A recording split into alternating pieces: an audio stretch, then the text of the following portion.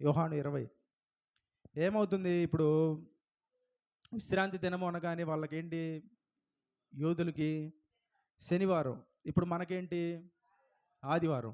అంటే పనంతా చేసి విశ్రాంతి తీసుకోవటం వేరు, విశ్రాంతిలో నుండి పనిలోకి వెళ్ళటం వేరు. హల్లెలూయా. పనంతా చేసి విశ్రాంతి తీసుకుంటే విశ్రాంతిలో ప్రశాంతత దొరుకుతుంది. విశ్రాంతిలో నుండి పనిలోకి వెళ్తే పనిలో ఎఫెక్టివ్నెస్ అంటే పనిలో ప్రభావం ఉంటుంది. అర్థమైంది నేనేం చెప్పాను? ఇప్పుడు ఆదివారం నుంచి శుక్రవారం దాకా పనిచేసి శనివారం విశ్రాంతి తీసుకుంటే ఎలా విశ్రాంతి తీసుకుంటారు? చేసిన పనంతటి నుండి విశ్రాంతి. కానీ మొదటి రోజు విశ్రాంతి తీసుకొని మిగతా 6 రోజులు పని చేయాలంటే పనిలోకి ఎలా వెళ్తారు? పనిలో నుండి విశ్రాంతిలోకి రావటం ఒకటి, విశ్రాంతిలో నుండి పనిలోకి వెళ్ళటం ఇంకొకటి. హల్లెలూయా. అంటే దేవుడు ఏం చేశాడు? ఆదివారాన్ని నిర్ణయించాడు. దేనికి నిర్ణయించాడు ఆదివారాన్ని? ఇప్పుడు చర్చికి ఎప్పుడు వస్తున్నారు? ఆదివారం. ఆదివారమే వస్తారా? మిగతా రోజుల్లో కూడా రావాలి, కానీ వస్తున్నారా అందరూ? మిగతా రోజుల్లో రారు. ఎందుకు? ఎవరి పనుల్లో వాళ్ళు నిమగ్నమై ఉంటారు. మామూలు ప్రార్థన పెట్టినా కూడా రారు. ఇప్పుడేంటి, మొన్న వచ్చారు. ఎప్పుడు? మొన్న శుక్రవారం. ఎందుకు? గుడ్ ఫ్రైడే కాబట్టి.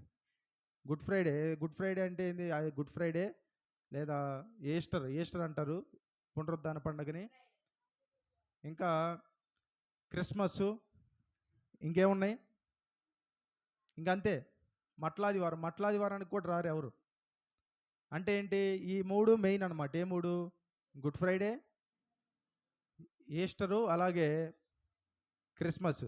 ఇప్పుడు గుడ్ ఫ్రైడే రోజు ఏడిచి ఈస్టర్ రోజు నవ్వుతారా? చాలామంది అలానే చేస్తారు. గుడ్ ఫ్రైడే రోజు చర్చికి ఎందుకు వస్తారు? ఏడవటానికి వస్తారు. ఎవరు చెప్పారు ఏడవమని? ఆయనకే లేదు బాధ. ఏమంటాడు? ఆయన కలిగిన బాధను చూసి తండ్రి, యెషయా 53 ఏమంటాడు? తృప్తి నొందెను. ఆయనకి తృప్తి అంట. ఇది ఎలా ఉందంటే, దెబ్బలు తినేవాడు నాకు బాగానే ఉంది మీకోసం దెబ్బలు పడుతున్నా అంటే పక్కన ఉన్న వాళ్ళు ఏడుస్తున్నట్టు ఉంది. ఆయన కూడా ఏమంటాడు? నా నిమిత్తం మీరు ఏడవకండి. అంటే ఏడవకండి అంటే దాన్ని ఎక్నాలెడ్జ్ చేయొద్దని కాదు. ఎలా ఎక్నాలెడ్జ్ చేయాలి? గుడ్ ఫ్రైడే అని ఎందుకన్నారు అసలు? చనిపోతే మంచిదా? కానీ గుడ్ అని ఎందుకు వచ్చింది? మంచిదని ఎందుకు వచ్చింది? అది మంచిది మనకి. హల్లెలూయా. ఆయన శ్రమ పడ్డాడు నిజమే, కానీ ఆ శ్రమ పడ్డాడని మనం ఏడిస్తే దానివల్ల వచ్చే ప్రయోజనం లేదు. ఆమేన్. మనం ఏం చేయాలి? అట్లాగని ఆయన సైకోలు కనుక కొడతంటే నవ్వుతారు కదా, అలా నవ్వమని కాదు. అంటే దాన్ని ఏమంటారు? శాడిజం ఉంటుంది కదా, ఆనందం. ఎవరన్నా కొడుతూ వాడు బాధపడుతుంటే నవ్వుతారు కదా, ఆ సైకో ఆనందం అని కూడా కాదు. దానివల్ల కలిగిన ప్రయోజనం ఎలాంటిదని తెలుసుకొని దానిలో మనం సంతోషించాలి. హల్లెలూయా. ఇప్పుడు ఈస్టర్ అన్నారే కానీ దీని అసలు మెయిన్ ఏంటి? ఈస్టర్ అంటే అర్థం ఏంటి? ఎవడికి తెలియదు. పేగన్ అంటే ఏంటి? అన్య దేవతల పేరు అంటారు. అది వాళ్ళకి సంబంధించినటువంటి పేరు అంటారే కానీ దాన్ని రియల్ మీనింగ్ ఏంటి?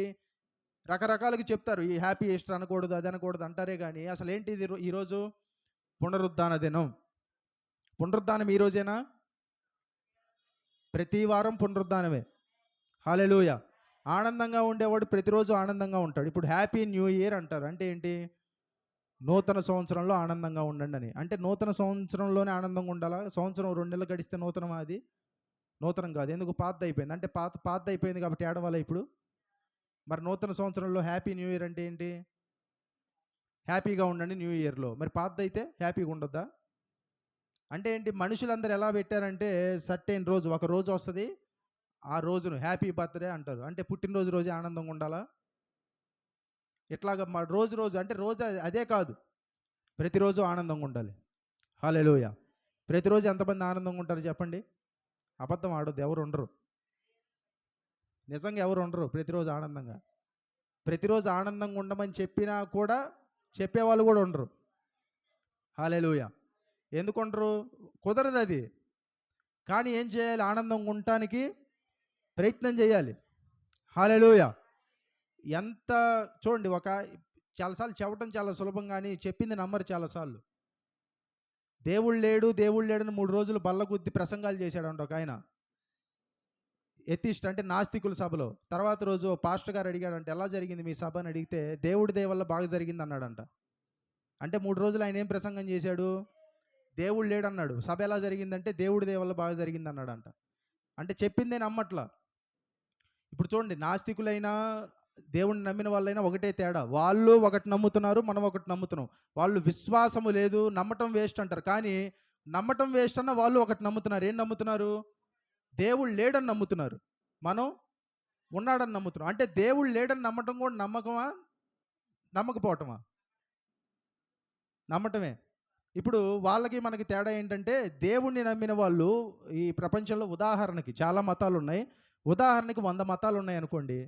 దేవుడు ఉన్నాడు అనేవాడు ఎన్ని మతాలను నమ్ముతాడు?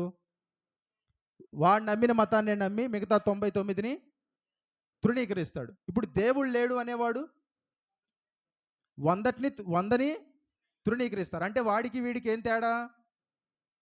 ఒక్క మతమే. వీడు ఒకటి నమ్మి 99 కాదంటున్నాడు, వీడు 100 కాదంటున్నాడు. అంటే ఏముంది? పెద్ద తేడా ఏం లేదు. అంటే నమ్మకం లేదు, దేవుడు లేడు అనే దాన్ని నేను నమ్ముతున్నా అంటే అది కూడా నమ్మకమే. కాబట్టి మనిషి ఖచ్చితంగా చివరికి ఏదో ఒకటి నమ్మాల్సిందే. హల్లెలూయా. కానీ మన యేసయ్య సజీవుడై ఉన్నాడు ఆయన. హల్లెలూయా.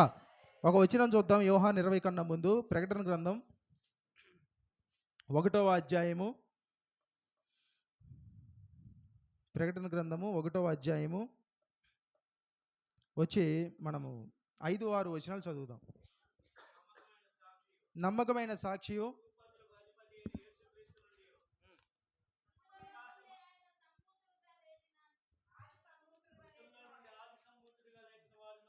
మృతులలో నుండి ఆది సంభూతుడిగా లేచిన వాడును, భూపతులకు అధిపతి అయిన యేసుక్రీస్తు నుండి ఏమయ్యాడంట ఆయన?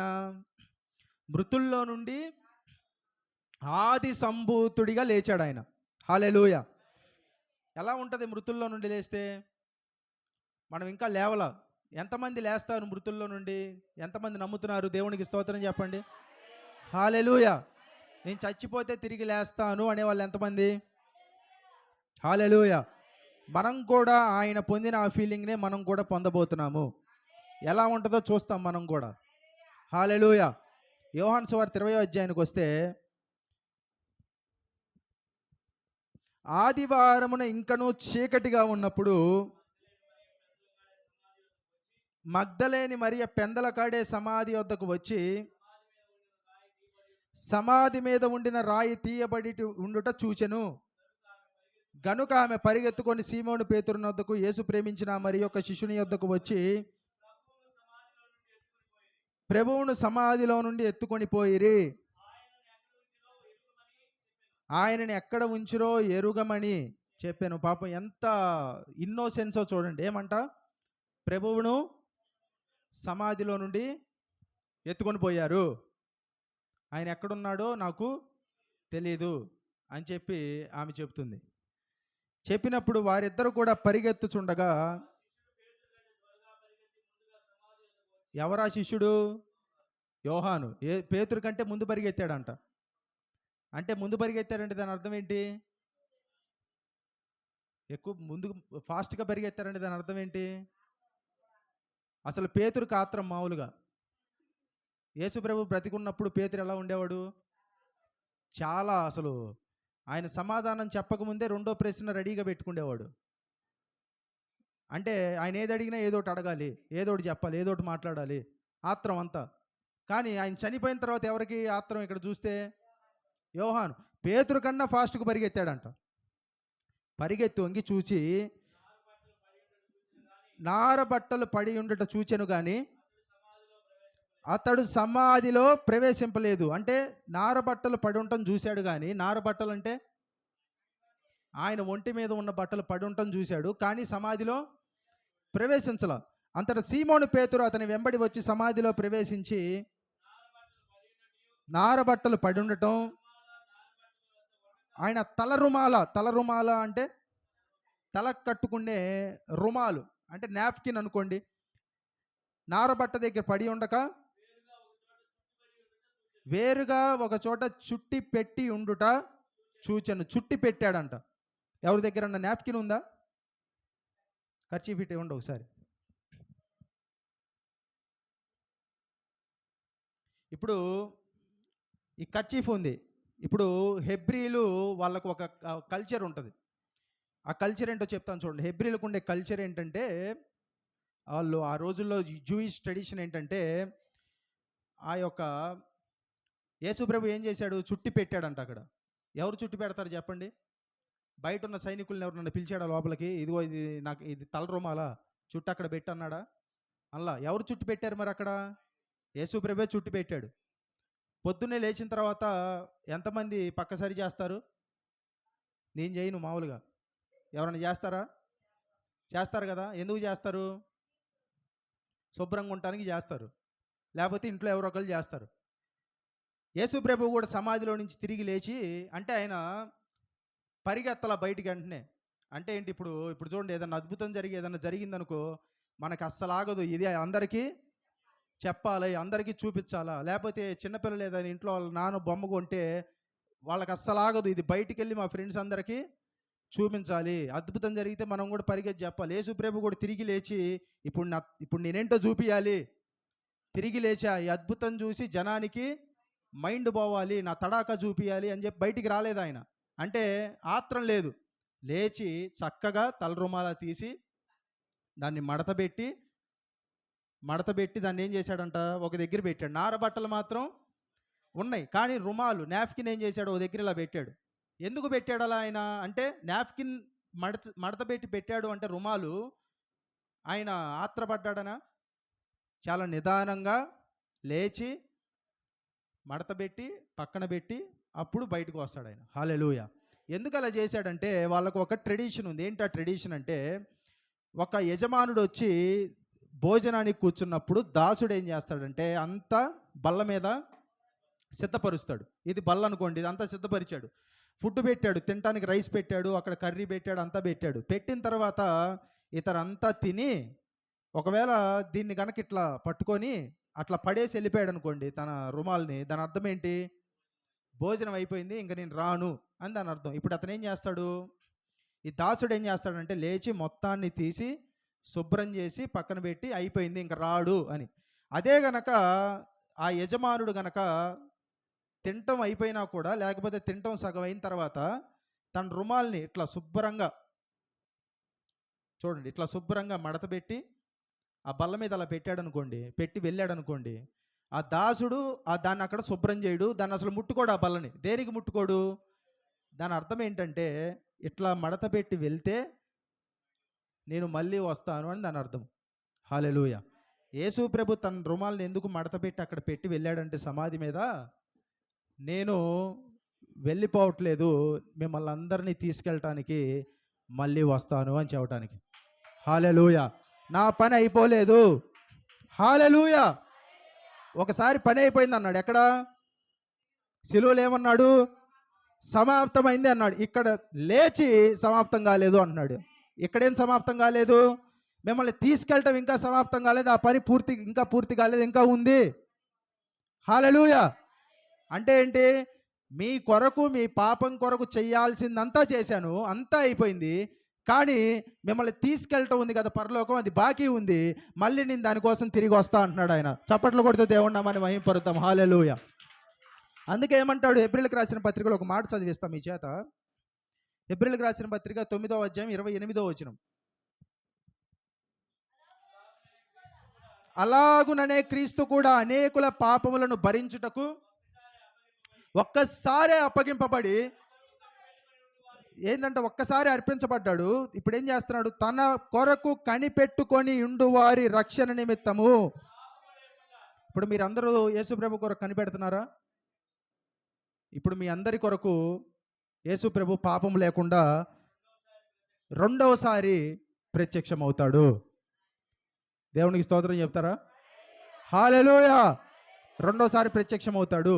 ఆయన ఆ యొక్క రుమాల్ని మడత పెట్టి నీట్గా పక్కన పెట్టి వెళ్ళాడు అంటే ఇంకా నా పని పూర్తవలేదు, నేను మళ్ళీ తిరిగి వస్తాను, మిమ్మల్ని అందరినీ తీసుకొని వెళ్తాను అని చెప్పకుండానే చెప్పాడు ఆ మాట.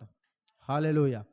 అంటే చెప్పాల్సిన అవసరంలా, అది చూస్తే వాళ్ళకి అర్థమైపోద్ది. ఎవరికి? పేతురుకి అర్థమైంది ఆ మాట, యోహానుకి అర్థమైంది. హల్లెలూయా. ఇప్పుడు వాళ్ళు వచ్చి ఏం చేస్తారు? అప్పుడు మొదట ఆ శిష్యుడు లోపలికి పోయి చూచి నమ్మెను.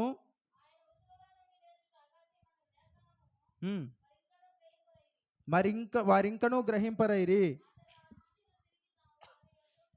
చూడండి ఎంత వెళ్ళిపోయారు. తర్వాత ఆయన మరలా మరియకి, ఆయన తర్వాత వచ్చిన వాళ్ళు ఏమవుతాడు? మరియకు ప్రత్యక్షమై కనిపించి మాట్లాడతాడు. తర్వాత శిష్యులకు ప్రత్యక్షమవుతాడు. ఎందుకు? ఇప్పుడు సాధారణంగా ఆయన తిరిగి లేచిన తర్వాత వెళ్ళిపోవచ్చు కదా, అర్థమవుతుందా? పరలోకం వెళ్ళిపోవచ్చు కదా తిరిగి లేచి. ఎందుకు కనపడాలి? ఎందుకు కనపడాలి? ఎన్ని రోజులు కనపడ్డాడు? ఎన్ని రోజులు? కొరింథీయులకు రాసిన పత్రిక 15వ అధ్యాయం తీస్తారా? 15వ అధ్యాయము 3, 4, 5 వచనాలు కొద్దిగా చదవండి. మొదటి కొరింథీయులకు రాసిన 15వ అధ్యాయం అంటే ఏ పత్రిక తీస్తారు మీరు? మొదటి పత్రిక. ఎందుకు? రెండో పత్రికలో 15వ అధ్యాయం లేదు కాబట్టి. నాకు ఇయ్యబడిన ఉపదేశం మొదట మీకు అప్పగించాను. అదేంటంటే లేఖనముల ప్రకారము క్రీస్తు మన పాపముల నిమిత్తము మృతి పొందెను, సమాధి చేయబడిను, లేఖనముల ప్రకారం 3వ దినమున లేపబడెను. ఆయన కేఫాకి, తర్వాత 12 మందికి కనపడ్డాడు. ఎంతమందికి కనపడ్డారంట? 500 అంట. హల్లెలూయా. 500 మంది ఎక్కువైన సహోదరులకు ఒక్క సమయం అందే. ఒకసారి ఎంతమందికి కనపడ్డాడంట? 500 మందికి. ఎప్పుడు?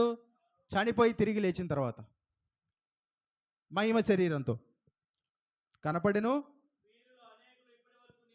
వాళ్ళల్లో అనేకులు ఇప్పటిదాకా కూడా ఇప్పటిదాకా బతికిలేరు అప్పుడు ఈ పత్రిక రాసే సమయానికి. హల్లెలూయా. ఎంతమంది అంట?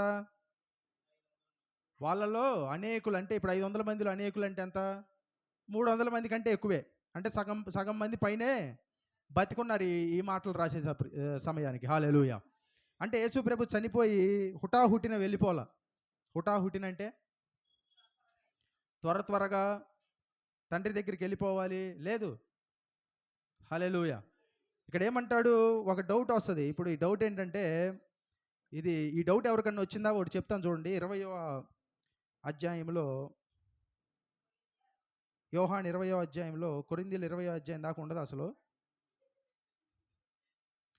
యోహాను సువార్త 20వ అధ్యాయము నేను ఒక వచనం చెప్తాను చూడండి. ఆమె 17వ వచనం, 16 నుంచి చదవండి. యేసు ఆమెను చూచి మరియా అని పిలిచెను. ఆమె ఆయన వైపు తిరిగి ఆయనను హెబ్రీ భాషతో రబ్బూని అని పిలిచెను. బోధకుడని అర్థము. యేసు ఆమెతో, నేను ఇంకెను తండ్రి వద్దకు ఎక్కిపోలేదు కనుక. యేసుప్రభు ఏమంటున్నాడు? తండ్రి వద్దకు ఎక్కిపోలేదు కనుక నన్ను ముట్టుకోవద్దు. ఇప్పుడు చివరి మాట ఏమన్నాడు యేసయ్య? సిలువ మీద చివరి మాట, తండ్రి నా ఆత్మను నీ చేతికి అప్పగించున్నాను అన్నాడు. అంటే దాని అర్థం ఏంటి? నీ దగ్గరికి నేను వస్తున్నాను, తీసుకోను ఆత్మనని. ఇక్కడేమంటాడు? ఎవరన్నా చెప్తారా దీనికి సమాధానం? నువ్వుంది ఎందుకు అంటారా? అంటే దాని అర్థం ఏంటి? నా ఆత్మను నీ చేతికి అప్పగిస్తున్నానని సిలువలో చెప్పాడు. ఇక్కడేమో నేను తండ్రి దగ్గరికి ఇంకా వెళ్ళలేదు అంటున్నాడు. కొంతమంది ఏమంటారో చెప్తా. కొంతమంది ఏమంటారంటే, అంటే నేను దాన్ని ఇదే కరెక్ట్ అని చెప్పట్లా, ఏమంటారో చెప్తున్నా, వ్యూస్ అంటారు. ఇప్పుడు ఎఫ్ఎస్సి 4లో ఏమంటారంటే, ఎఫ్ఎస్సి 4కు వస్తారు ఒకసారి. ఎఫ్ఎస్సి 4:8,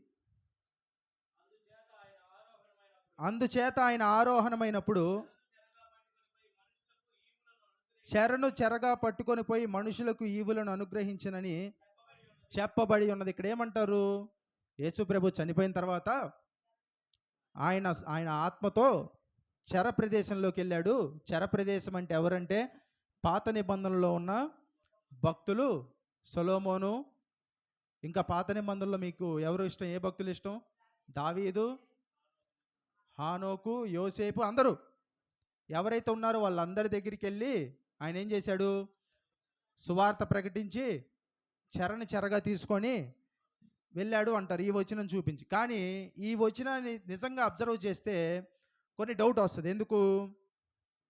4వ అధ్యాయము 7వ వచనం నుంచి చదివితే, అయితే మనలో ప్రతివానికి క్రీస్తు అనుగ్రహించు వరము యొక్క పరిమాణము చొప్పున కృప ఇవ్వబడిన. ఇక్కడ దేని గురించి మాట్లాడుతున్నాడు పౌలు గారు? సంఘములో ఇవ్వబడే వరాల గురించి మాట్లాడుతూ 8వ వచనంలో చెరగా పట్టుకొని మనుషులకి ఈవులను, మనుషులంటే ఎవరు? మనమే.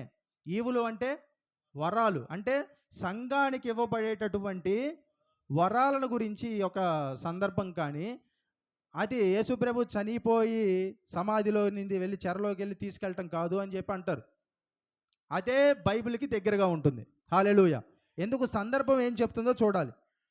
సందర్భం ఏంటి? ఎఫెసీ రాసిన పత్రిక కోర్ ఏంటి అసలు? సంఘానికి, అంటే సంఘాన్ని గురించి రాసిన పత్రిక, సంఘానికి ఇవ్వబడే ఈవులు వరాల గురించి చెప్పబడిన మాట. అయితే ఇప్పుడు దాని మీద మనం తర్వాత స్టడీ చేయొచ్చు. అయితే ఇప్పుడు ఏంటంటాడంటే యోహాను సువార్త 20వ అధ్యాయంలో నేను తండ్రి వద్దకు ఎక్కి వెళ్ళలేదు అంటాడు. ఇప్పుడు దాని అర్థం ఏంటి? తండ్రి నా ఆత్మను నీ చేతికి అప్పగిస్తున్నాను అంటే దాని అర్థం ఏంటి అంటే నేను నీ దగ్గరికి వస్తున్నాను అని కాదు. హల్లెలూయా. దాని అర్థం ఏంటి? నీ స్వాధీనానికి ఇస్తున్నాను, నీ స్వాధీనంలో ఎక్కడుంచితే అక్కడ ఉంచు. అర్థమైందా? అంటే నీ దగ్గరకు వస్తున్నాను అనట్లా, నీ చేతికి అప్పగిస్తున్నా. చేతికి అప్పగియటం అంటే అర్థం ఏంటి చెప్పండి? నీ స్వాధీనంలోకి ఇస్తున్నాను ఆత్మని. హల్లెలూయా. నీ స్వాధీనంలో ఉంటుంది నా ఆత్మ. ఆమేన్. ఆ సమయంలో నీ స్వాధీనంలో ఉంటుంది. తర్వాత పునరుద్ధారణ అయిన తర్వాత నీ దగ్గరికి వస్తాను.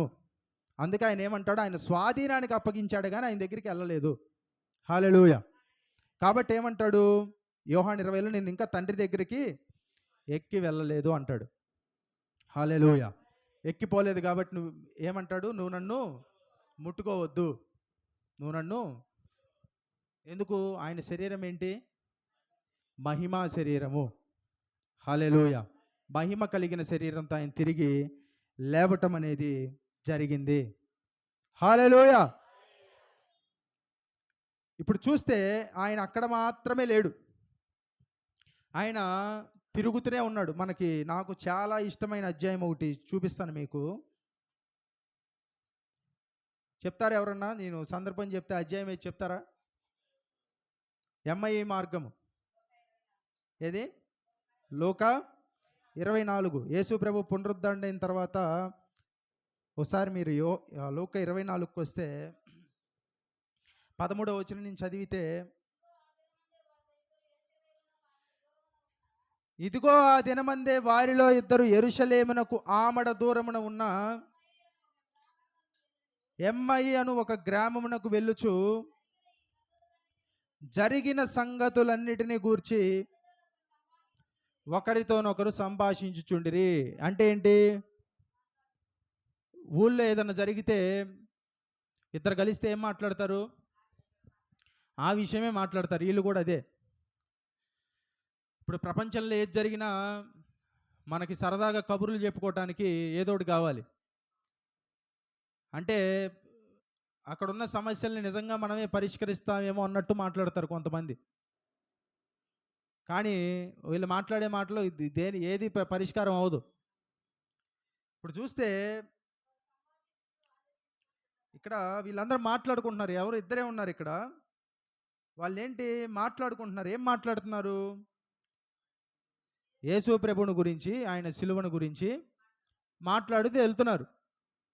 వెళ్ళే సమయంలో యేసు తానే దగ్గరకు వచ్చి వారితో కూడా నడిచెను. యేసు ప్రభు ఏం చేశాడంట? ఆయనే వచ్చి వాళ్ళతో కూడా నడిచాడు. వీళ్ళకి తెలియదు పాపం. ఏం తెలియదు వీళ్ళకి? ఆయన యేసు ప్రభు అని తెలియదు. హల్లెలూయా. అయితే వారు ఆయనను గుర్తుపట్టలేకుండా వారి కన్నులు మూయబడెను. వాళ్ళు ఒకరితో ఒకరు నడుస్తూ ఒకరితో ఒకరు చెప్పుకొనుచున్న ఈ మాటలు ఏంటని అడుగ్గా వారు దుఃఖముకులై నిలిచిరి. వారిలో క్లెయోపా అనువాడు యెరూషలేములో బస చేస్తూ ఈ దినముల్లో అక్కడ జరిగిన సంగతి నీకొక్కడికి తెలియదా అని అడిగాడు. హల్లెలూయా. అంటే అక్కడ జరిగిన విషయాలు ఏంటి? యేసు ప్రభు చనిపోయాడంట, సిలువ వేయబడ్డాడు, ఆయన సమాధిలో పెట్టబడ్డాడు. తీరా చూస్తే ఏంటంటే ఇక్కడ కొంతమంది ఆయన సమాధి ఎద్దుకు వెళ్ళి చూసినప్పుడు ఆయన లేడు అని చెప్తున్నారు. ఏంటబ్బా ఈ గోల అని చెప్పి మేము మాట్లాడుకుంటున్నాం అని చెప్పి అంటారు. ఆయన ఏంటి అవేంటని అడిగాడు. అడిగినప్పుడు నజరేయుడైన యేసును గూర్చిన సంగతులే.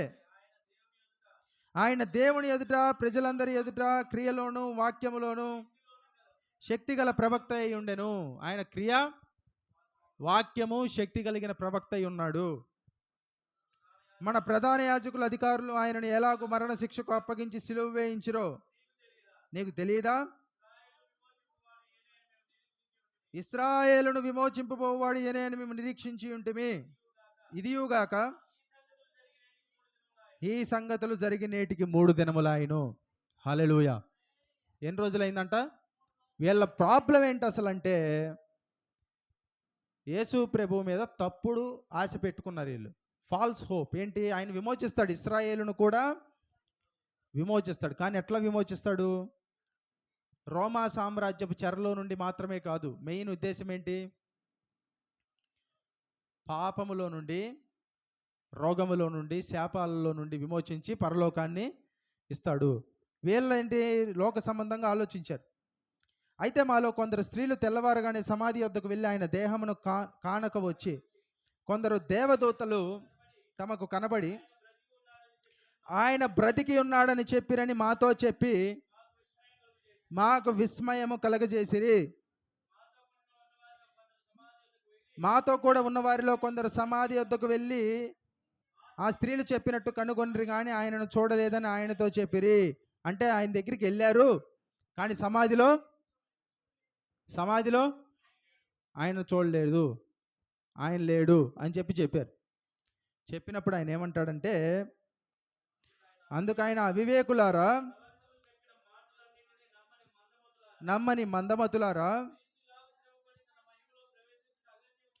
అంటే జరగాల్సిందే కదా అని వాళ్ళతో అని, మోషే సమస్త ప్రవక్తలను మొదలుకొని లేఖనములన్నింటిలో తన గురించి వచ్చినముల భావము వారికి తెలిపను. ఇంతలో తాము వెళ్ళుచున్న గ్రామము దగ్గరకు వచ్చినప్పుడు ఆయన ఇంకా కొంత దూరం వెళ్ళునట్లుగా అగపడగా వారు సాయంకాలము కావాల్సినది ప్రొద్దుగుంకినది మాతో కూడా ఉండమని చెప్పి ఆయన బలవంతము చేసిరు కనుక లోపలికి వెళ్ళాడు. ఇంకా టైం అయిపోతుంది, చీకటి పడుతుంది, వచ్చి ఉండండి అని బలవంతం చేస్తే వాళ్ళతో కూడా యేసుప్రభు లోపలికి వెళ్ళి వారితో కూడా భోజనము కూర్చున్నప్పుడు ఒక రొట్టెను పట్టుకొని స్తోత్రము చేసి దానిని విరిచి వారికి పంచిపెట్టగా వారి కన్నులు తెరవబడి ఆయనను గుర్తుపట్టిరి. అంతటా ఆయన వారికి అదృశ్యుడాయను. హల్లెలూయా. దేవునికి స్తోత్రం చెప్పండి. హల్లెలూయా, హల్లెలూయా.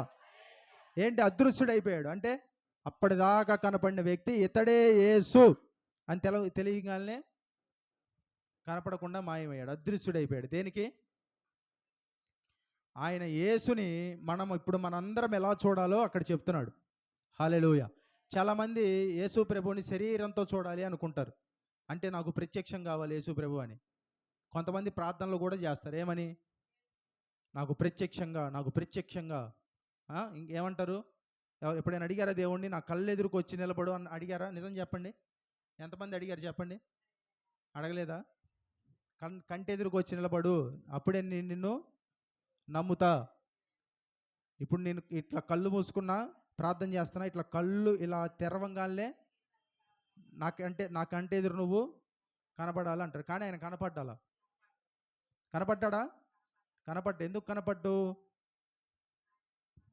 మీరు చూడాల్సింది యేసుని శరీరంతో కాదు, వాక్యమే శరీరము దాల్చిన యేసుని వాక్యంలో చూడాలి. హల్లెలూయా. వాళ్ళకి ఎందుకు అదృశ్యుడయ్యాడో తెలుసా? మనమందరము యేసు ప్రభుని ఇప్పుడు ఎలా చూడాలో అక్కడున్న వాళ్ళకి పాఠం. ఏం పాఠం? ముందేం చెప్పాడు? మోషే, ప్రవక్తలు, కీర్తనలు, ఈ గ్రంథాలన్నింటినీ చూపించి వాటిలో నుంచి యేసు ప్రభువే వారికి యేసు ప్రభు అని తెలియనప్పుడు వారికి చూపించాడు. వారికి నిజంగా ఏనే యేసు ప్రభు అని తెలిసినప్పుడు అదృశ్యుడయ్యాడు. దేనికి? నన్ను మీరు చూడాల్సింది, అందరూ చూడండి, నన్ను మీరు చూడాల్సింది శరీరంతో చూసి నమ్మటమో ఇలా కాదు. ఎట్లా నమ్మాలి? ఎంఐ మార్గంలో నడిచిన యేసు ప్రభు వారితో నడిచిన ఆ ఇద్దరికి ఎలాంటి అవకాశం అయితే ఉందో ఇప్పుడు మనకు అలాంటి అవకాశమే ఉంది. ఇప్పుడు మనం యేసు ప్రభుని ఎలా చూడాలి? వాక్యంలో చూడాలి. వాక్యంలో చూడాలి అంటే వాక్యమే యేసు. హల్లెలూయా. శరీరంతో చూడటం కాదు, చూసి నమ్మిన వాడి కంటే చూడక నమ్మినవాడు ధన్యుడు. ఎంతమంది యేసు ప్రభుని చూడకుండా నమ్మారు? హల్లెలూయా. మనమందరం ఎవరు? ధన్యులం. అందరూ కలిసి మాట్లాడుకుంటున్నారంట శిష్యులందరూ, అరే యేసు ప్రభు లేచాడు, ఆయన తిరిగి లేచాడు. పేతురు ఎంతో సంతోషంగా మాట్లాడుతున్నాడు, యోహాన్ చెప్తున్నాడు. కానీ మధ్యలో ఒక అతను వచ్చాడు, ఒక స్పెషల్ ఎంట్రీ ఇచ్చాడు. వచ్చి నేను ఏలు పెట్టి చూస్తే కానీ నేను నమ్మను. ఒకవేళ ఏలు పెట్టి ఆ యొక్క గాయం తెలిసినా కూడా నమ్మడేమో, ఇది ఫేక్ అంటాడేమో. ఏమన్నాడు? ఏలు పెడితే కానీ నేను నమ్మనంటే యేసుప్రభు తిరిగి ప్రత్యక్షమై వాళ్ళకి మొదటిసారి వచ్చినప్పుడు ఉన్నాడా? మొదటిసారి వచ్చినప్పుడు లేడు, పాపం ఏదో పని ఉన్నట్టుంది బయట. మరలా తిరిగి ప్రత్యక్షమయ్యాడు. ప్రత్యక్షమై తోమా దగ్గరికి వెళ్ళి, తోమా నా చేతిలో నీవు ఇప్పుడు వేలు ఉంచు అన్నప్పుడు అతడు చూసి అప్పుడు నమ్ముతాడు ఆయన. హల్లెలూయా. ఎవరు? తోమా. ఎవరైనా ఉన్నారా తోమాలు ఇక్కడ మనలో? ఇప్పుడు యేసు ప్రభు పునరుద్ధానాన్ని గురించి చెప్తుంటే యేసు ప్రభు చేతిలో వేలు పెడితే కానీ నేను నమ్మను. హిస్టారికల్ ఎవిడెన్స్ ఏంటి అంటే, చరిత్రపరమైన ఆధారం ఏంటి అని ఎవరైనా అడుగుతారా? ఎంతమంది చూడకుండా నమ్ముతున్నారు యేసు ప్రభు తిరిగి లేచాడని? హల్లెలూయా అని అన్నప్పుడు ఆయన వేలు పెట్టి చూసి యేసు ప్రభు తిరిగి లేచాడని నమ్ముతాడు. హల్లెలూయా. ఆయనే మన భారతదేశానికి వచ్చి భారతదేశంలో సువార్తను ప్రకటించిన యేసు శిష్యుడు ఎవరు? తోమా. హల్లెలూయా. ఒకప్పుడు నమ్మటానికే కష్టపడిన తోమా భారతదేశంలో అనేక మంది యేసుని నమ్మటానికి కారణమయ్యాడు. హల్లెలూయా. కాబట్టి ఏమవుతుందంటే ఈ ఎంఐ మార్గంలో వీళ్ళిద్దరితో నడిచి ఇప్పుడు వీళ్ళు ఏం చేస్తారు? మరలా గ్రక్కును లేచి అక్కడి నుంచి కన్నులు తెరవబడినప్పుడు వారు ఆయన త్రోవలో మనతో మాట్లాడుచు లేఖనములు మనకు బోధపరుచున్నప్పుడు మన హృదయములు మనలో మండుచుండలేదా? ఏమైనాయంట? వాళ్ళకి మండుచున్నాయంట. అంటే యేసుప్రభు మాట్లాడితే హృదయాలు ఏమవుతాయి? మండుతాయి. ఎవరికైనా హృదయం మండిందా?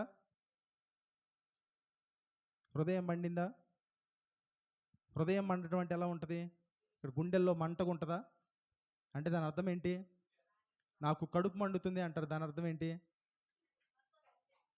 అంటే ఏంటిది కడుపు మండటం అంటే అర్థం ఏంటి చెప్పండి? కోపం వచ్చినప్పుడు ఎవడి మీదన్నా నాకు కడుపు మండుతుంది, లేకపోతే నీకెందుకు అంత కడుపు మంట అంటారు. అంటే నిజంగా కడుపులో ఏమన్నా అగ్గిపుల్ల వేసారా? మండుతుంది అక్కడే ఉన్నా? కాదు. దాని అర్థం ఏంటి? కోపం అని అర్థము. హృదయం మండిందంటే దాని అర్థం ఏంటి? నిజంగా మండిందని కాదు, లిటరల్ సెన్స్ కాదు. అంటే ఏంటి? ఒక రకమైన ఆత్మ తాకిడిని వాళ్ళు అనుభవించారు. హల్లెలూయా.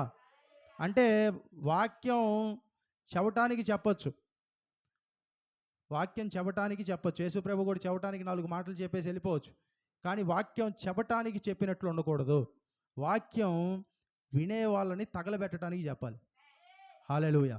ఎందుకు తగలబెట్టడం అంటే మళ్ళీ లిటరల్ సెన్స్ కాదు, అది మండించటము. హల్లెలూయా. అంటే చూడండి, 2 నిమిషాల్లో మ్యాగీ తయారు చేసి మొహం కొట్టడం వేరు, గంటన్నర సేపు కష్టపడి బిర్యానీ తయారు చేసి పెట్టడం వేరు. ఏది బాగుంటుంది? బిర్యానీ బాగుంటుంది. కానీ చేసే పద్ధతి మ్యాగీ అంత ఈజీగా ఉంటుందా? లేదు. రకరకాలమైనవి తెచ్చుకోవాలా, రకరకాలమైనవి తేవాలా. అవి తెమ్మంటారు, జీడిపప్పు తెమ్మంటారు, ఇది తెమ్మంటారు, ఇంకా ఉంటాయి చెక్క, లవంగం, ఇంకా అన్నీ రకరకాలు. కానీ ఇది బాగుంటుంది. అలాగే వాక్యం కూడా ఏంటి? 2 నిమిషాల్లో 4 రెఫరెన్సులు రాసుకొని వచ్చి ఆ 4 రెఫరెన్సులు చదివించి చెప్పటం వేరు.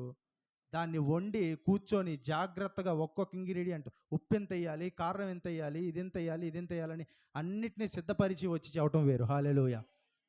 అన్నిటినీ సిద్ధపరిచిన మళ్ళీ నేను ఇదే చెప్తా అంటాం కూడా కాదు, అంతా సిద్ధపడాలి.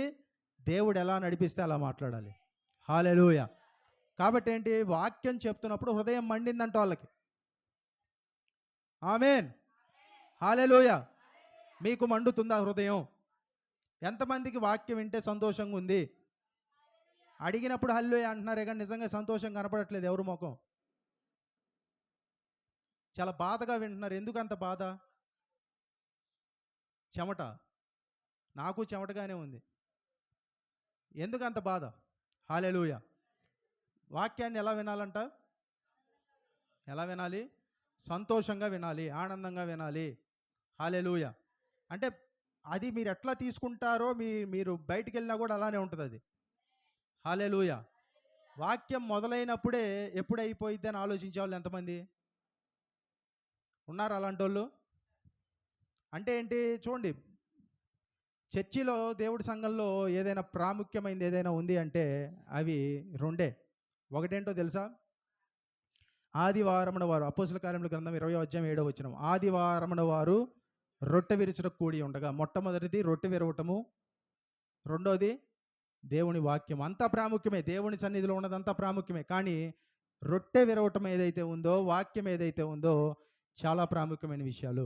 హల్లెలూయా. మాట్లాడుతున్నప్పుడు మన హృదయంలో మనలో మండలేదా అని చెప్పినప్పుడు, ఆ గడియలోనే వారు లేచి యెరూషలేమునకు తిరిగి వెళ్ళగా 11 మంది శిష్యులు వారితో కూడా ఉన్నవారిని కూడి వచ్చి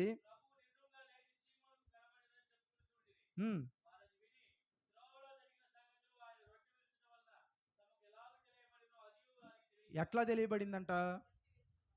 విచిత్రంగా ఉంది ఈ మాట చదువుతుంటే. త్రోవలో జరిగిన సంగతులు ఎలా తెలియబడ్డాయంట? రొట్టె విరిస్తే తెలియబడ్డాయంట. హల్లెలూయా. రొట్టె విరవటం ఎందుకు ప్రాముఖ్యం? కొన్నిసార్లు వాక్యం విన్నప్పుడు అర్థం కాదేమో, రొట్టె విరిచినప్పుడు అర్థం అయిద్దేమో. ఏమన్నారు వాళ్ళు? రొట్టె విరుచటం వలన విన్న త్రోవలో జరిగిన సంగతి తెలిసాయంట. ఇప్పుడు వాక్యం వింటున్నారు, అర్థం కాకపోతే రొట్టె విరిచినప్పుడు అర్థమైతే? హల్లెలూయా. అంటే దాని అర్థం ఏంటి? దేవుడు చెప్తున్న మాట ఏంటంటే, అసలు వీళ్ళు ఎలా వెళ్ళారు వెనక్కి? వచ్చేటప్పుడు ఎలా వచ్చారు చెప్పండి? వచ్చేటప్పుడు ఎలా వచ్చారు, వెళ్ళేటప్పుడు ఎలా? అసలు ఎంత డిస్టెన్స్ ఉంటుంది చెప్పండి యెరూషలేముకి ఎంఐకి? యెరూషలేముకి ఎంఐకి 12 కిలోమీటర్ల దూరం. 12 కిలోమీటర్లు అంటే ఇక్కడి నుంచి గోవిందపురం వస్తుందా? గోవిందపురం. గోవిందపురం తెలుసు కదా? గోవిందపురం ఎవరైనా నడుచుకుంటూ వెళ్తారా? ఎలా వెళ్తారు? బస్సుకి వెళ్తారు. లేకపోతే నరసరాపేట వెళ్ళే పల్లె వెలుగు బస్సు ఎక్కితే గోవిందపురం ఎంట్రన్స్లో దిగుతారు. ఆటో ఎక్కిపోతారు, బండి ఉంటే బండి మీద పోతారు, మహా అయితే సైకిల్ మీద వెళ్తారు. నడుచుకొని వెళ్ళి అంత పిచ్చోళ్ళు ఎవరైనా ఉన్నారా? ఇప్పుడు ఒకప్పుడైతే నడుచుకుంటూ వెళ్ళేవాళ్ళు, అది వేరే విషయం, వాహనాలు లేనప్పుడు. ఇప్పుడు ఎవడు నడుచుకొని వెళ్ళడు దాదాపు. వీళ్ళు ఏం చేశారు, వీళ్ళేంట్రా అంటే యెరూషలేము నుంచి అమ్మాయికి నడుచుకుంటూ వెళ్తున్నారంట. ఎన్ని కిలోమీటర్లు? 12 కిలోమీటర్లు. ఎలా వెళ్తున్నారు? అది కూడా మాట్లాడుకుంటూ. వాళ్ళు మాట్లాడే మాటలు సంతోషంగా ఉన్నాయా? లేవు. నీరసంగా వాళ్ళ ఆశలన్నీ చెల్లా చెదిరైపోయినాయని, ఇశ్రాయేలుని విమోచించేవాడు వచ్చాడు అనుకున్నాం, కానీ ఆయన కూడా చంపి సమాధిలో పెట్టారు. ఆ సమాధి కూడా ఇప్పుడు ఖాళీగా ఉంది. ఆయన ఎక్కడికి ఎత్తుకొని వెళ్ళిపోయారో కూడా తెలియదు. ఆయన తిరిగి లేచాడో తెలియదు, సమాధిలో ఉన్న వ్యక్తిని ఎత్తుకొని పోయారో తెలియదు. కాన్స్పిరసీ థీరీస్ అన్నీ జరుగుతున్నాయి అనే బాధతో వాళ్ళు వెళ్తున్నారు. అనే బాధతో వాళ్ళు వెళ్తూ ఉన్నారు. ఎట్లా వెళ్తారు? చాలా నీరసంగా. ఒకసారి ఊహించుకోండి, నీరసంగా నడుస్తున్న వ్యక్తిని ఎట్లా వెళ్తాడో అట్లా వెళ్తున్నారు. యేసుప్రభు ప్రత్యక్షమయ్యాడు, చెప్పాల్సిన మాటలన్నీ చెప్పాడు. వాళ్ళు వచ్చేసరికి సమయం ఎంతైంది? ఇందాక పై వచనాల్లో చదివాం. ఎంతైందంట? సాయంకాలమై ప్రొద్దుగుంకిందంట. ప్రొద్దుగుంకటం అంటే చీకటి కూడా పడిపోయింది. చీకటి పడిపోయిన తర్వాత భోజనానికి కూర్చున్నారు. భోజనం చేస్తున్నప్పుడు ఆయన, వాళ్ళ కళ్ళు తెరవబడినప్పుడు ఆయన మాయమైపోయాడు. మాయమైపోయిన తరువాత వీళ్ళు మళ్ళీ బయలుదేరారు. ఎన్నింటికి బయలుదేరి ఉంటారు చెప్పండి? 7:30, 8ంటికి అనుకుందాం. 8 తర్వాత బయలుదేరారు అనుకున్నాం. నడవటానికి 12 కిలోమీటర్లు అంటే 2:30, 3 గంటలు పడుతుంది ఈజీగా. 2:30 గంటలు పట్టిద్ది ఈజీగా. అంటే 8:30కి బయలుదేరితే యెరూషలేముకి ఎన్నింటికి వెళ్తారు? 10:30, ఇంకా అయితే 11. అంటే ఆ టైంలో వెళ్ళాల్సిన అవసరం ఏమైనా ఉందా? తర్వాత రోజు పొద్దున్నే తాపీగా వెళ్ళొచ్చుగా టిఫిన్ చేసి. కానీ ఆ టైంలో ఎందుకు వెళ్ళారు వీళ్ళు లేచి? ఇప్పుడు చూసింది మనం ఏదైతే ఉందో అది ఖచ్చితంగా వెళ్ళి చెప్పాలి. హల్లెలూయా. ఇప్పుడు కూడా యేసు ప్రభు తిరిగి లేచాడని మీరు ఏదైతే విన్నారో అది కూడా మీరు బయటికి వెళ్ళి చెప్పాలి. హల్లెలూయా. ఒక్కళ్ళకైనా చెప్పాలి, నేను నమ్మిన యేసు ప్రభు ఆయన చనిపోలేదు, చనిపోయినా కానీ తిరిగి లేచాడు. ఎంతమంది చెప్తారు చెప్పండి? చెప్పట్లేదు చాలామంది. చెప్పరా? కనీసం ఒక్కళ్ళకన్నా చెప్పరా? ఒక్కళ్ళకన్నా చెప్తారా? హల్లెలూయా. మీరు చెప్పటం లేకపోయినా ఫోన్లో అయినా పంపిండి, మెసేజ్ పెట్టండి. మీ ఎవరు క్రైస్తవులకు కాదు, అన్యులకు మెసేజ్ పెట్టండి. ఏమని పెడతారు? యేసు ప్రభు తిరిగి లేచాడు అని పెట్టండి. హల్లెలూయా. ఎంతమంది పెడతారు? ఆ పని ఎంతమంది చేస్తారు? దేవునికి స్తోత్రం చెప్తారా? హల్లెలూయా. కాబట్టి వీళ్ళు లేచి పగలే 12 కిలోమీటర్లు నడిచిన వాళ్ళు అప్పటికప్పుడు మళ్ళా లేచి అప్పటికప్పుడు 12 కిలోమీటర్లు నడుస్తున్నారు. ఎక్కడి నుంచి వచ్చింది వీళ్ళకి ఆ శక్తి?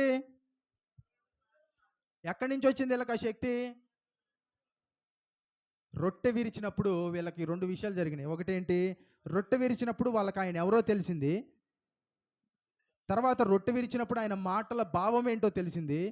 తర్వాత రొట్టె విరిచినప్పుడు ఆయనతో చేసిన సహవాసం వల్ల వీళ్ళకి బలం కూడా వచ్చింది. ఆయన పునరుద్ధానంలో ఏముంది? మొన్న చెప్తూ రోమీలకు రాసిన పత్రిక 8వ అధ్యాయంలో మాట చదివించాం. ఏంటి? మృతుల్లో నుండి యేసును లేపిన వాని ఆత్మ మీలో కూడా నివసించిన యెడల చావునకు లోనైన మీ శరీరములను కూడా ఆయన జీవింపజేయును. అంటే మృతుల్లో నుండి లేచిన వాడు వీళ్ళతో నడిచాడు, చావునకు లోనైన వీళ్ళ శరీరానికి బలం వచ్చింది. హల్లెలూయా. చూడండి, దేవుడి గురించి మాట్లాడితే ఎంతసేపైనా మాట్లాడొచ్చు, దేవుని పని చేస్తే ఎంతసేపైనా పని చేయొచ్చు. శరీరానికి అలుపు అనేది తెలియదు. మన పని మనం చేసుకుంటే అలుపు వస్తుంది. హల్లెలూయా. సువార్తకి ఇప్పుడు ఇక్కడ నిలబడి ఇంకో 3 గంటలు చెప్పమన్నా నేను చెప్తా. 3 గంటలు మీరు వింటారా? ఎవరైనా వింటారా? 3 గంటలు దేవుడికి స్తోత్రం చెప్పండి. హల్లెలూయా. అంటే వింటే దేవునికి స్తోత్రం. ఆమేన్. కానీ ఏంటి? చెప్పే వాళ్ళకే నిలబడి చెప్పాలి. కానీ ఒకప్పుడు అలా లేదు. ఒకప్పుడు ఎలా ఉండేది తెలుసా? ఆ సమాజ మందిరంలో చెప్పేవాళ్ళు కూర్చుంటే వినేవాళ్ళు నిలబడేవాళ్ళంట. మరి ఎక్కడ మారిందో, చరిత్రలో ఎక్కడ మార్చారో ఇది తెలియదు. కానీ ఇప్పుడు చెప్పేవాళ్ళు నిలబడి ఉంటున్నారు, వినేవాళ్ళు కూర్చొని ఉంటున్నారు. అది ఉంటే బాగుండేది. ఇప్పుడు అంటే కూర్చొని చెప్పొచ్చు, కూర్చొని చెప్పేవాళ్ళు కూడా ఉన్నారు. కానీ ఏంటంటే వింటము అనేది చాలా సులభం. ఎందుకు? కూర్చొని ఇప్పుడు బాగా ఎండగుంది, బాగా పైన ఫ్యాన్ తిరుగుతుంది, కానీ చెమట్లు మాత్రం విపరీతంగా ఉన్నాయి. ఇది కష్టమే. కానీ దేవుని వాక్యం వింటూ ఉంటే ఏమవుతుంది? వినే కొద్దీ ఇంకా వెళ్తూనే ఉంటుంది. అది ఏదేదో కబుర్లు చెప్తే అయ్యేది కాదు. అది కబుర్లు చెప్పేవాళ్ళు కూడా ఉన్నారు. ఇప్పుడు 4 పునరుద్ధాన వచనాలు రాసుకొని దానికి సంబంధించి వచనానికి ఒక పక్కన ఒక కథ రాసుకొని దాన్ని వచ్చి ఇక్కడ నిలబడి చదివి వెళ్ళిపోవటం అది వేరే. అది అయిపోగానే గంట కొట్టినట్టే అయిపోయింది, ఇంకా ఇక్కడ చెప్పడానికి ఏం లేదని ఉంటుంది. కానీ ఒక వాక్యాన్ని ప్రిపేర్ అయ్యి దేవునికి అప్పగించుకొని ఇక్కడ నిలబడితే దేవుడే మాట్లాడతాడు. హల్లెలూయా. పరిశుద్ధాత్మని అభిషేకం కింద మాట్లాడటం వేరు. హల్లెలూయా. ఇందాక అపోస్తల కార్యాలు 27 చదివించాం. ఆ వచనాల కింద చదివితే మీకు ఒక విషయం అర్థం అవుతుంది. చదువుతారా? అపోస్తల కార్యాల గ్రంథం 27. పౌలు గారు ఎంతసేపు ప్రసంగం చేశారు చూడండి అక్కడ.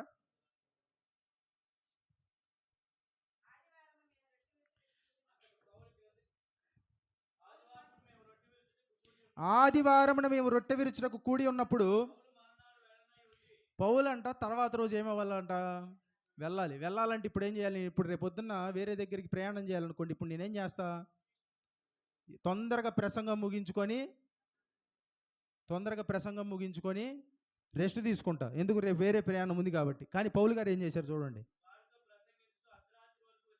వారితో ప్రసంగించుచు అర్ధరాత్రి వరకు విస్తరించి మాట్లాడుచుండి. ఎప్పటిదాకా మాట్లాడాడంట? అర్ధరాత్రి. అసలు వాళ్ళు ఎలా ఉన్నారో పాపం, వాళ్ళు ఎలా ఉన్నారు అసలు? సఖ్యమేనా? అర్ధరాత్రి వరకు మాట్లాడుతుంటారు ఎవరన్నా? అర్ధరాత్రి వరకు మాట్లాడితే ఎవరు ఉండరు. విస్తరించి మాట్లాడాడు. సరే, అర్ధరాత్రి అయింది. అంటే దీపాలు పెట్టుకొని కూర్చున్నారు వాళ్ళు. పాపం అతని తప్పు కూడా ఏం లేదు. ఎందుకు? అర్ధరాత్రి వరకు మాట్లాడుతున్నాడు కాబట్టి నిద్ర వచ్చింది. ఇది చాలా సింపుల్ అనమాట. నిద్రపోయిన వాళ్ళని తిట్టడం చాలా సింపుల్. కానీ పాపం అతని ఏమైనా తప్పు ఉందా? లేదు. అది కామన్గా శరీరానికి వచ్చేటటువంటి అలసట. అర్ధరాత్రి వరకు చెప్పాడు కాబట్టి వస్తే పర్లా. గంట చెప్పినప్పుడు వస్తేనే సమస్య. గంట ప్రసంగానికి నిద్ర వస్తేనే. ఇక్కడ ఏమంటాడు అతను? నిద్రాభారము అంటే చాలా కష్టం అది. నిద్రాభారం అంటే అది చాలా కష్టం. క్లాసులో కూర్చున్నప్పుడు అర్థమైంది కొంతమందికి. అసలు కళ్ళు ఇట్లా తెరవాలి, దాన్ని పెట్టాలి. ఆయన ఏదో చెప్తుంటాడు. చాలా కష్టం అది. భూమి మీద నరకం ఏదైనా ఉందంటే అది అందులో ఇది ఒకటి. నిద్రాభారం, నిద్రను ఆపుకోవటం. నిద్రాభారం వల్ల జోగి చూడండి 3వ అంతస్తు నుంచి కింద పడ్డాడంట. ఎక్కడి నుంచి? 3rd ఫ్లోర్ నుంచి కింద పడి ఏమయ్యాడు? చచ్చిపోయాడు. ఇప్పుడు ఏం చేయాలి? అంతటా పౌలు కిందకి వెళ్ళి ఇప్పుడు చచ్చిపోతే ఏమైంది అక్కడ? గోల గోల. ఏం చేస్తారు? హడావిడి. ఇప్పుడు ఎవరైనా ప్రసంగం వింటూ వింటూ వింటూ పైనుంచి కింద పడి చచ్చిపోయాడు అనుకోండి, అప్పటిదాకా ప్రసంగం మర్చిపోతారు. రెండోది గోల గోల చేస్తారు. ఇంకా వాళ్ళ చుట్టూ తిరగటం, కేకలు పెట్టడం, వాళ్ళతో ఎవరన్నా వాళ్ళ చుట్టాలు వస్తే, వాళ్ళ నాన్న వాళ్ళ అమ్మ ఎవరో ఒకళ్ళు వస్తే ఈ ప్రసంగం వాళ్ళు చచ్చిపోయాడు, గోల గోల అయింది. పౌలు గారు ఏమంటారంటే తొందరపడకండి, అతని ప్రాణం. బైబిల్ ఏం చెప్తుంది? పైన చనిపోయిన వాడే ఎత్తబడెను. కానీ ఇతనేమంటాడు? ప్రాణం అతనిలోనే ఉందని చెప్పి అతడు మరలా పైకి వచ్చి రొట్టె, చూడండి, రొట్టె విరిచి పుచ్చుకొని. అంటే ఏంటి? ముందు రోజు ఏం చేశారు? ఆదివారం రొట్టె విరిచారు, తీసుకున్నారు. ఒక వ్యక్తి చనిపోయి తిరిగి లేచిన తర్వాత కూడా మరలా రొట్టె విరిచారు, పుచ్చుకున్నారు. ఇంకా అక్కడితో అయిపోలే. మరలా ఇంకా తర్వాత చదవండి. రొట్టె విరిచి పుచ్చుకొని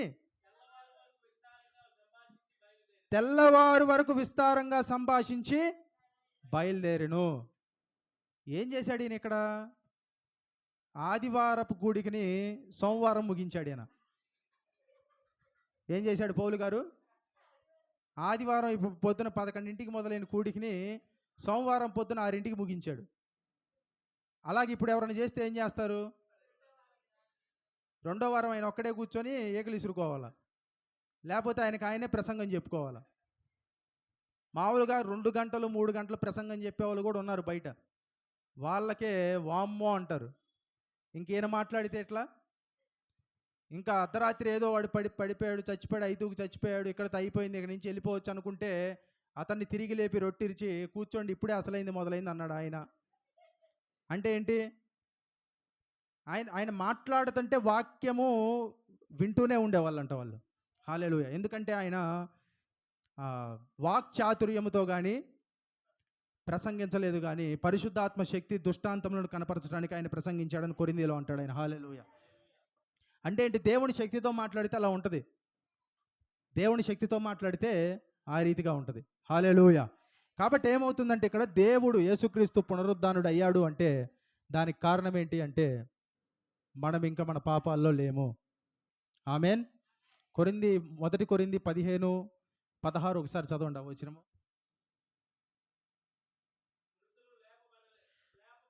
మృతులు లేపబడిన ఎడల క్రీస్తు కూడా లేపబడలేదు. క్రీస్తు లేపబడకపోతే, యేసు ప్రభు లేవకపోతే ఏంటంట? మీ విశ్వాసము వ్యర్థమే, మీరింకను. అంటే తిరిగి లేపబడితే మీరు పాపంలో లేరు. చెప్పండి, నేను పాపంలో లేను అని చెప్పండి. హల్లెలూయా. అలాగే రోమీయులకు రాసిన పత్రిక 6వ అధ్యాయానికి ఒకసారి రండి. 4వ వచనం నుంచి చదవండి. తండ్రి మహిమ వల్ల క్రీస్తు మృతుల్లో నుండి ఎలాగూ లేపబడినో అలాగుననే మనము నూతన జీవము పొందిన వారమై నడుచుకున్నట్లు మనము బాప్తిసం వలన మరణములో పాలు పొందుటకై ఆయనతో కూడా పాతి పెట్టబడితిమి. మరియు ఆయన మరణము యొక్క సాదృశ్యమునందు ఆయనతో ఐక్యము గలవారమైన ఎడల ఆయన పునరుద్ధానము యొక్క సాదృశ్యమందు ఆయనతో ఐక్యము గలవారమై ఉందుము. ఏమనగా మనమికను పాపమునకు దాసులము కాకుండానట్లు, పాప శరీరము నిరర్ధకమగునట్లు సిలువ వేయబడిన ఎరుగుదుము. చనిపోయిన వాడు పాప విముక్తుడని తీర్పు పొంది ఉన్నాడు. మనము క్రీస్తుతో కూడా చనిపోయిన ఎడల మృతుల్లో నుండి లేచిన క్రీస్తు ఇకను చనిపోడనియు మరణమునకు ఇకను ఆయన మీద ప్రభుత్వము లేదనియు ఎరిగి ఆయనతో కూడా జీవించుచున్నామని నమ్ముచున్నాము. ఏలైనగా ఆయన చనిపోవుట చూడగా పాపం విషయమై ఒక్కమారే చనిపోయేను గాని ఆయన జీవించుట చూడగా దేవుని విషయమై జీవించున్నాడు.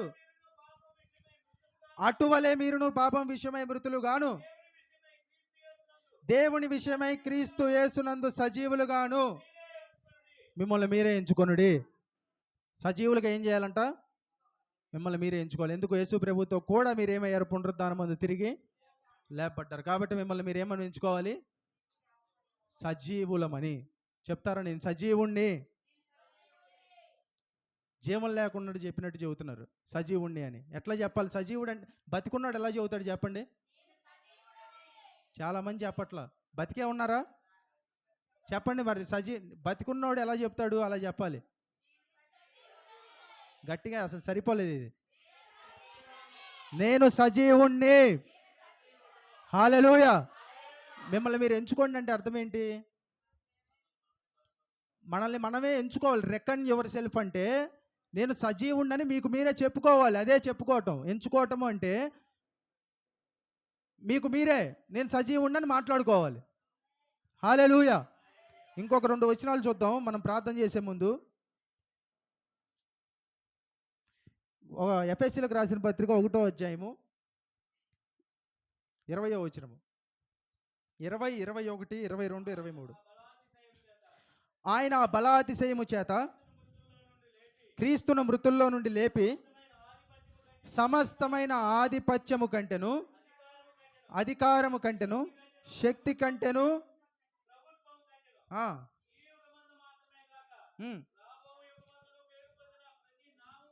పేరు పొందిన ప్రతి నామం కంటే